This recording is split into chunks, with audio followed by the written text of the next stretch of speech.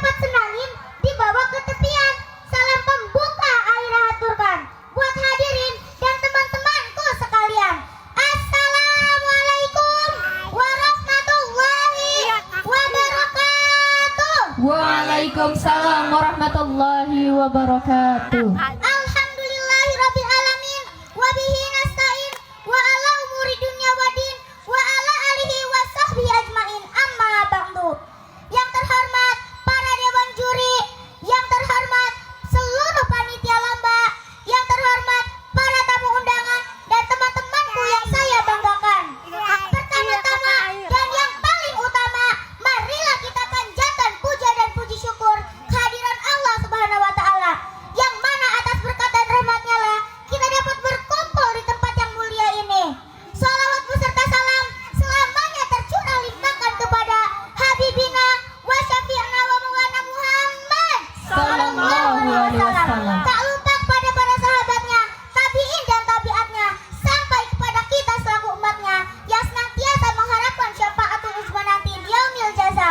Amin amin ya rabbal Alamin. hadirin rahimakumullah. Izinkan saya untuk menyampaikan pidato tentang membumikan karakter Qur'ani di era milenial.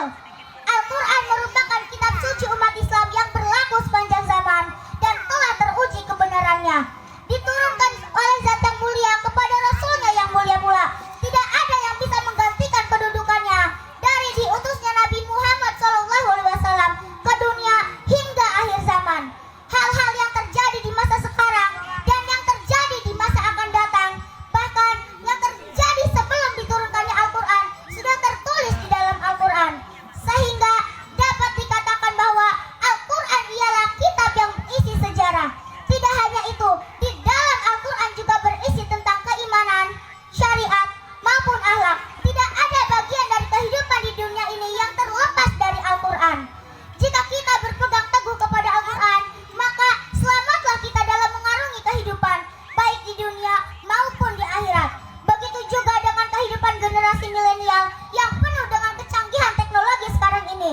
Jika generasi mudanya sangat jauh dengan Al-Quran, maka dapat dipastikan bahwa teknologi yang mereka bangga-banggakan akan menjadi penghancur masa depan mereka.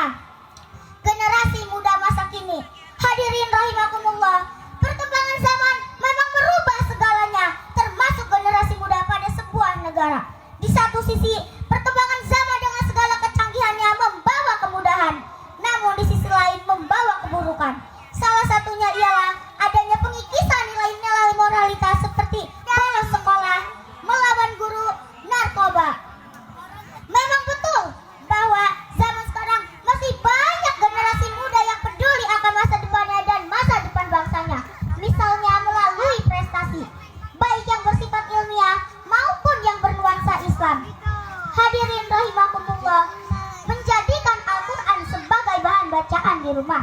Generasi muda adalah salah satu kekuatan bagi suatu umat atau negara. Jika generasi muda itu baik, maka baiklah masa depan sebuah negara tersebut. Karena saking pentingnya generasi muda, Insinyur Soekarno sang proklamator pernah berkata, "Beri aku 1000 orang tua, niscaya akan kucabut semuru dari akarnya. Beri aku 10 orang pemuda, niscaya akan kuguncangkan dunia." Generasi muda adalah aset suatu bangsa, sehingga harus dijaga dan dirawat dengan baik. Mengingat generasi muda sangatlah rentan terhadap arus modernisasi saat ini. Jika kita lihat melalui konteks keislaman, tentu Islam sudah menaruh perhatian yang besar terhadap generasi muda. Kita lihat pada zaman dahulu, banyak pemuda muslim yang tampil dengan keberanian dan kegagahannya untuk berjihad di medan perang. Inilah pemuda yang diharapkan Islam. Bukan hanya sekedar mengikuti arus perkembangan zaman, namun juga mampu melawan zaman itu sendiri agar hidupnya tidak mudah goyah dan tetap berpegang teguh kepada Al-Quran.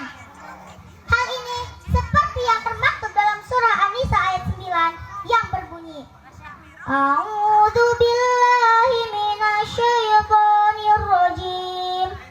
Bismillahirrahmanirrahim.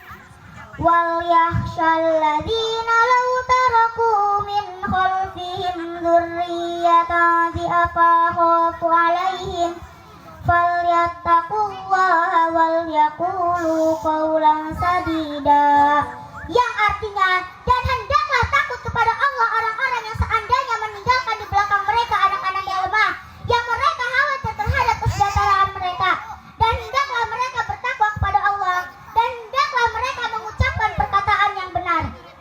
Pengaruh Al-Quran di era milenial. Hadirin rahimakumullah, secara formal Al-Quran tahun diimani disepakati sebagai kitab yang berlaku sepanjang masa. Namun faktanya Al-Quran telah diabaikan sebagai solusi dalam menyelesaikan permasalahan umat. Padahal jika Al-Quran menjadi pegangan utama, tentu tidak ada lagi yang namanya krisis moral seperti yang sudah dipaparkan di atas. Jika kita membeli sebuah sepeda motor, tentu kita akan mendapat buku panduan untuk menjalankan sepeda motor tersebut agar aman dalam berkendara. Begitu juga Allah Subhanahu wa Ta'ala sudah memberikan manusia kaidah-kaidah atau petunjuk, yang mana petunjuk ini berguna untuk mengarungi segala masalah yang dihadapi hamba-hambanya. Tentu tidak lain dan tidak bukan petunjuk itu adalah Al-Quran. Dengan Al-Quran semuanya akan menjadi lebih baik. Hal ini seperti yang termaktub dalam surah Al-Isra ayat 9 yang berbunyi, A'udzu billahi minasyaitonir rajim. Bismillahirrahmanirrahim. Inna hadzal Qur'ana yahdi lillati hiya aqwam wa yubashshirul mu'minina alladzina ya'maluna sholihati falahum ajrun kabira. Yang artinya, sesungguhnya Al-Quran ini memberikan jalan yang lebih lurus. Pengaruh Al-Quran di era milenial.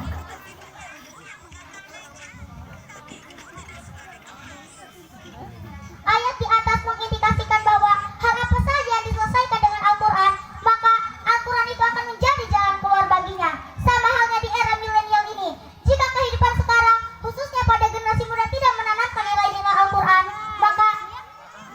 maka dapat jadi penghancur bagi kita semua. Jika salah satu orang yang di dunia